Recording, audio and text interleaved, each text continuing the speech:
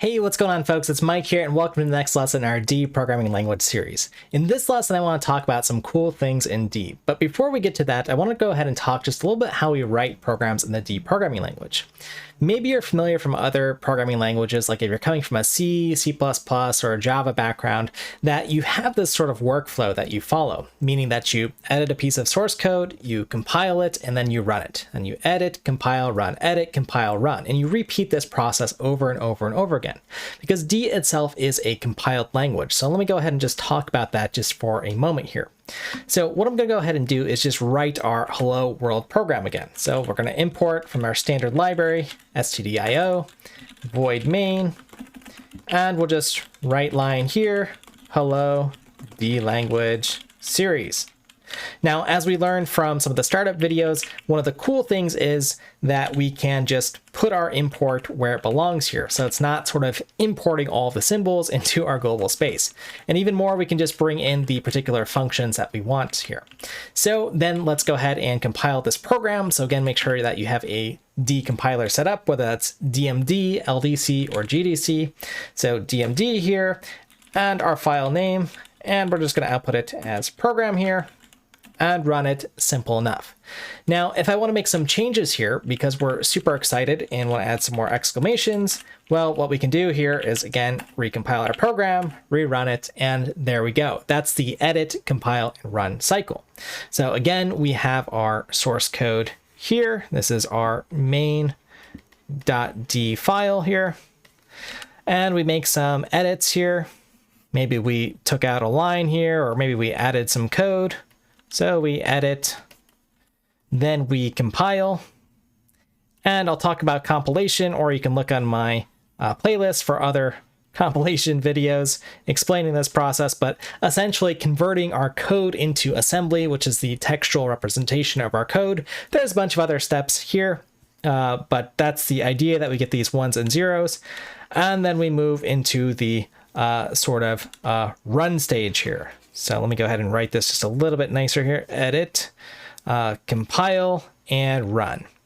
And then we get our actual program that shows up here.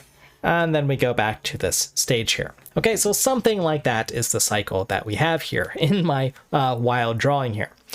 But the cool thing about the D programming language is we don't always have to run through this cycle here, meaning that we can sort of shortcut it with a tool that's called Rdmd. So Rdmd here. And I'll just go ahead and hit enter here. Now you'll get the help page here. So let me go ahead and just close this code for a moment here so you can see it. And basically the usage here doesn't really change from what we did very much here. Now, what exactly is Rdmd? Well, basically this is a tool that can help accelerate, especially when we're working with just tiny code snippets, our iteration time. That is, we don't have to keep running through edit, compile, run, edit, compile, run. Rdmd is a really smart tool that'll help us just recompile files that we've made changes to and then run our code. So let's go ahead and take a look at this from the D homepage. So you can search for rdmd.html at the top here. And basically what this is showing us is it gives us the ability to use D pretty much as a scripting language. So that's really cool, especially if you're coming from, say, a Python background and you're just used to running the program. You don't have to wait or fight with complicated build systems. Now, if you are going to build large systems and programs, which folks often do in the D programming language, we will want to build system, and we'll take a look at that in no time. But this is the basic idea. We can just run our program with our Rdmd. So let me go ahead and show you this example, this same hello world that we have here. And what I'm going to do is remove our executable that we built, the object file, and just do rdmd and then the main.d. And you're going to see that it just runs, which is super cool. So especially when I have some shorter programs that I like to write in D, I just use this. I don't have to think about it. I don't have to really build it. It's just creating everything for me. And that's it. It's essentially just running through and executing the code here. Now, something that's also kind of cool too is if you want to just treat this as a script, you can add the what the operating system calls the Shebang notation here. You just copy this line here, or depending on where Rdmd is installed. So for example, if I do which Rdmd, I'll see that this is where everything is installed. And then what I can do is just to make this an executable script here, let's just go ahead and open up our main here. I put the path to the program that we want to run here, pound symbol, exclamation mark here, and now this script is executable here. So now all I have to do here, well, usually there's maybe 2 steps here. So if I just do /main_d on a Unix system, it's going to complain and say permission denied. So depending on your operating system, you'll need to give you, the user who's running, execute permissions and the particular file here. And then you should just be able to execute a script like so. So for example, if you want to build little command line tools or large command line tools, this can be a great way to just get something up and running and use the D programming language to build some programs. Again, this is just another reason why I really love the D programming language, because it's thought about and built a lot of infrastructure for just getting things done in a clean way. And you're able to do this in a compiled programming language, which is pretty cool.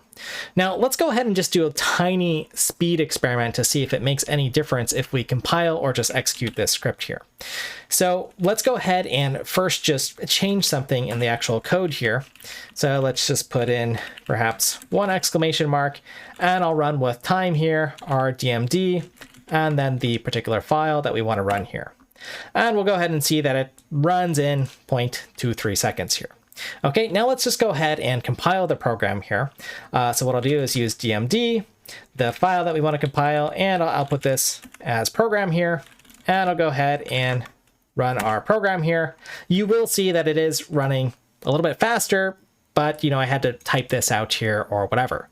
So eventually, if you are running, say, a real-time game or something, or you are wanting to build some larger programs, I would say just go ahead with the process of executing or actually running through the compilation process and then running your executable. This is a tiny little experiment. But when I'm iterating or developing some scripts or some shorter or smaller D programs, I like using Rdmd. So you might see me occasionally do that in this series. In general, I'll compile things, but sometimes it's nice to just run these little tests like this. And I have many scripts that I've written these days using Rdmd and just executing things. So folks, with that said, this was just a little short lesson on some of the tools that are also built around DMD. So for those of you who've installed the DMD compiler by watching the previous videos in these lessons, you should have this available and you can just run things as such. And again, this is a great way if you're incorporating D into other shell scripts or things that you're doing, that you can just use this awesome language to build some really cool, safe, efficient, and fast software. The actual execution of the software should be nearly as fast. It's just that build process that took a little bit longer in our little speed experiment here.